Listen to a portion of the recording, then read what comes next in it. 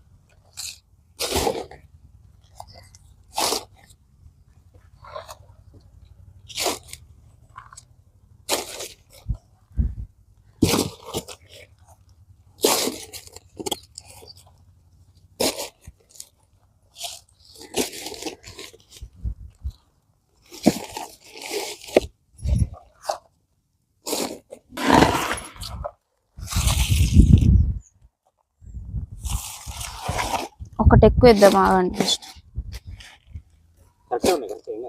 ఒకటి ఎక్కువ వేద్దాం, పాపం వాళ్ళు అప్పుడు ఎక్కడి నుంచో వేసుకుంటారు. ఒక స్టార్ట్ చేయమంటారా?